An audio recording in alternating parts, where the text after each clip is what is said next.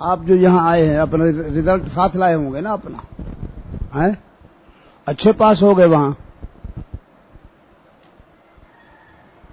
اور یہاں بھی پھر جائزہ بھی ہوا, امتحان بھی ہوا, یہاں بھی صحیح ہو گیا. ابھی آپ کلاس میں بھی بیٹھ گئے تو کلاس میں دوستیاں لگ جاتی ہیں, دوستیاں, پھر وہ پڑھنے والا بچہ بھی وہ کھیلنے والا بن جاتا ہے. یہ خیال کرنا ذرا,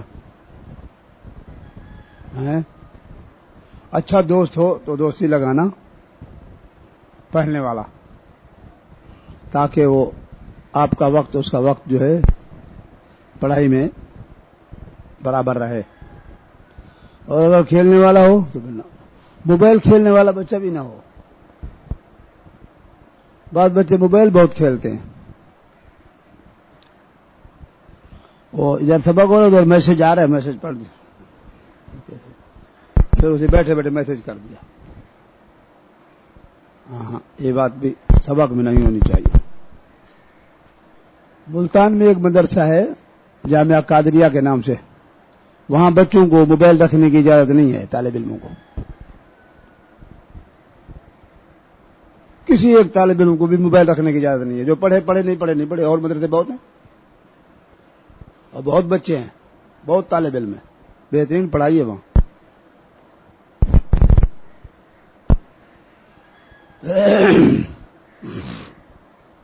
ہے نا جی. ایسا نہیں کہ چلو بھائی موبائل جمع ہے مدرسے میں, عصر کے بعد بچہ لے لے, یہ بھی اس کی بھی اجازت. موبائل ہے ہی نہیں, کسی کے ہاتھ پکڑا گیا موبائل تو وہ بچہ خارج. لیکن چونکہ سارے بڑے مدارس جتنے بھی ہیں ان میں بچوں کے پاس ہے موبائل, اجازت دیا ہے, تو دوسرے مدارس بھی اجازت دیتے ہیں پھر. لیکن اس کے اجازت کا یہ مطلب نہیں کہ بچہ کلاس میں بھی موبائل سے کھیلتا رہے. اس میں ایک تو وقت ضائع ہوتا ہے بچے کا, اور پھر کتاب جو سامنے اس کی بے ادبی ہے. کتاب جو بھی آپ پڑھ رہے ہیں, دین کی کتاب پڑھ رہے ہیں نا جی, شرح جامی پڑھ رہے ہیں, مقامات پڑھ رہے ہیں, کتبی پڑھ رہے ہیں آپ, تو دین کی کتاب پڑھ رہے ہیں نا, تو کتاب کی توہین ہے, کتاب کی بے ادبی ہے, توہین ہے. تو طالب علم ہے اور کتاب کی توہین ہے, کیسے کامیاب ہوگا؟ اور پھر استاد کی بھی توہین ہے. استاد سبق پڑھا رہا ہے اور بچہ درمیان میں اپنا کام کر رہا ہے, بے ادبی ہو جاتی ہے. بے ادب بے نصیب, ابادب با نصیب.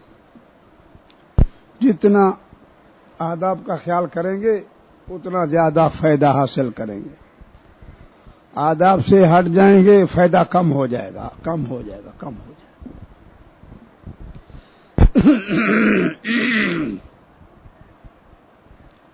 اس کا پابندی کریں, کوشش کریں, محنت کریں.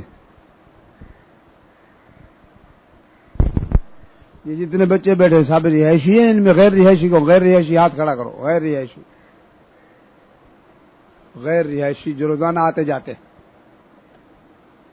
چلو تھوڑے ہیں جو, تو 6-7 ہیں میرے خیال ہے, باقی رہائشی ہیں. رہائشی اور غیر رہائشی آپس میں مقابلہ کریں آپ لوگ, سیمائی میں پتہ چلے کہ رہائشی آگے بڑھ گئے ہیں یا غیر رہائشی آگے بڑھ گئے. یہ جو رہائشی ہیں ان کے پاس تو سارا وقت یہاں مدرسے میں ہے نا, اصولی طور پہ تو ان کو آگے بڑھنا چاہیے. اور جو غیر رہائشی ہیں وہ ایسے بھی بیکار کے فیل ہو جائے یا مقبول آ جائیں. مقبول نا, جے جدن ممتاز تک پہنچنے کی کوشش کریں.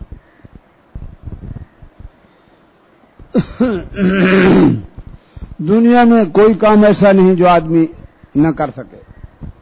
بڑے مشکل سے مشکل کام بھی انسان کرتا ہے. تو آپ کا تو یہ کام ایسا ہے، اولا پڑھ لیا، ثانیہ میں کلمہ کلام معرب مبنی پڑھ لیا، فاعل نائب فاعل مفعول مبدا خبر کی تعریفیں پڑھ لی، نہیں پڑھی؟ پڑھی ہے نا؟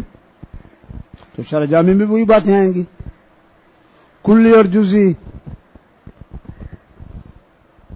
عیسیٰ غوجی میں پڑھا، مرقات میں پڑھا، شرح تہذیب میں پڑھا، کتبی میں پڑھیں گے وہی باتیں، تھوڑی سی ذرا وضاحت ہوگی بس۔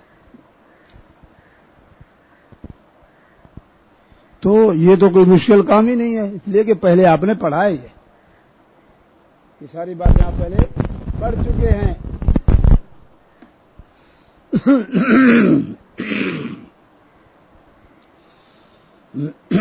فقہ میں قدوری میں کتاب النکاح طلاق کی باتیں، بے حوالہ کفالہ، حوالہ کسے کہتے ہیں، کفالہ کسے کہتے ہیں، یہ شرح وقائے میں تیسری چوتھی جلد اس میں یہی باتیں آئیں گی، بے باطل بے فاسد ہیں۔ تو اگر ان پڑھی ہوئی باتوں میں بھی آپ ناکام ہو جائیں تو پھر کیا فائدہ آیا پڑھنے کا؟ کوئی نئی بات تو نہیں ہے نا جی، تھوڑی سی وضاحت ہے، تفصیل ہے۔ ابھی آپ مولوی سے بن رہے ہیں نا، پہلے بچے اولا میں تھے، ایک بات تھی، اب دو باتیں ہو گئی ہیں، وہ ایک بات پہلی تو ہے نا آپ کے پاس، اب دوسری بات یاد کرنی ہے بس۔ اس لیے کوشش کرو، محنت کرو، اس کا فائدہ آپ کو ہوگا، کسی اور کو نہیں ہوگا، اور اگر محنت نہیں کریں گے تو نقصان بھی آپ کو ہوگا، کسی اور کو نہیں ہوگا۔ نقصان کی صورت میں آدمی پھر نہ مدرسے کا رہتا ہے نہ گھر کا رہتا ہے، ابا اماں کو کیا منہ دکھائیں گے، ابا اماں کو کیا میں فیل ہو گیا ہوں، گھر جائیں گے، 6 ماہ امتحان کا رزلٹ جب آ گیا تو والد سے پوچھیں کہ میں فیل ہو گیا ہوں، آپ بتائیں گے ان کو؟ جھوٹ بولیں گے ہاں میں پاس ہوں، ہے نا جی؟ تو اس کا ذرا ایسی ضرورت ہی پیش نہ آئے کہ آدمی جھوٹ بولے یا منہ چھپاتا پھرے۔ ابا اماں کو دوستوں کو بھی نہ بتا سکے، دوسرے مدرسے والے دوست پوچھیں ہاں بھائی 6 میں کتنے نمبر آئے، نیچے منہ، اوپر دیکھ ہی نہیں سکتا۔ وہ دوست تو وہاں پاس ہو گیا اور یہ دوست یہاں فیل ہو گیا۔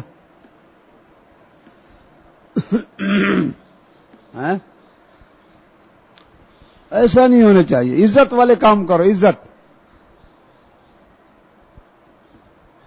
آدمی سر اٹھا کے چلے، آدمی ایسا نہیں کہ منہ اوپر نہ کر سکے، فیل ہو جائے، ناکام ہو جائے۔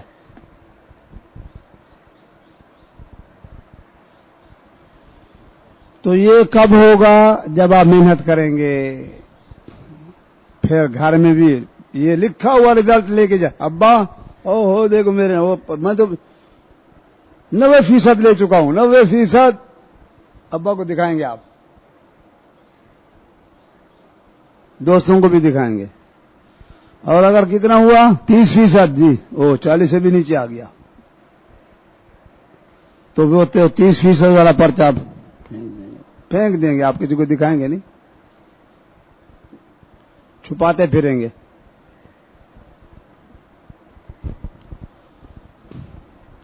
اس لیے کوشش کرو، محنت کرو۔ مزدور آدمی مزدوری پہ نکلتا ہے، محنت کرتا ہے، شام کو 400-500 روپے لے آتا ہے، اور اگر گھر سے نہ نکلے تو اس کو گھر بیٹھے بیٹھے 400 مل جائے گا؟ کبھی بھی نہیں ملے گا۔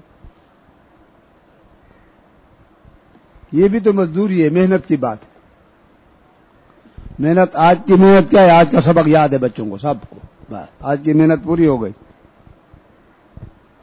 اور کل کی محنت کیا ہے؟ کل کا سبق یاد ہے۔ 6 मई तक पहुंचते पहुंचते हर सबक रोजाना का सबक याद है। 6 मई में इम्तिहान की तैयारी भी नहीं करनी पड़ेगी आपको, इसलिए कि रोजाना का साथ साथ याद हो रहा है ना। और फिर 6 मई में मिकदार भी बहुत कम होती है, 8, 5, 6, 8, 10 वर्के होते हैं सारे 6 मई तक। इतने ही वर्के होते, 20 सफ़े, 25 सफ़े, 30 सफ़े। 20, 25, 30 सफ़े भी याद नहीं किया बच्चे ने और इन थोड़ी सी मिकदार में भी नाकाम हो गया, तो अगली जो 6 मई आएगी उसकी मिकदार तो 2 गुना 3 गुना हो जाएगी फिर। तो उसको कैसे याद करेगा वो? ये भी कच्चा, वो भी कच्चा, वो भी कच्चा। रोटी कच्ची कोई नहीं खाता। सालन कच्चा खाते हैं आप? अच्छा भी नहीं लगता, खराब लगता है वो। तो बहरहाल तुम्हारी मर्जी है, सारे उस्ताद यही बातें आपको बताएंगे। आप जो मकसद लेकर आए हैं, बैठे हैं, उस मकसद के साथ चलेंगे तो आपको कामयाबी मिलेगी, नहीं तो मुश्किल हो जाएगा, नुकसान आपका होगा, किसी और का नहीं होगा। उस्ताद आए, सबक पढ़ाया, गए। मदरसे वाले, निजाम वाले, उन्होंने आपको उठाया, बिठाया, नमाज पढ़वाई, ये काम होता रहेगा। बाकी पढ़ना तो आपका अपना काम है ना। ठीक है, फिर कोशिश करो जरा है।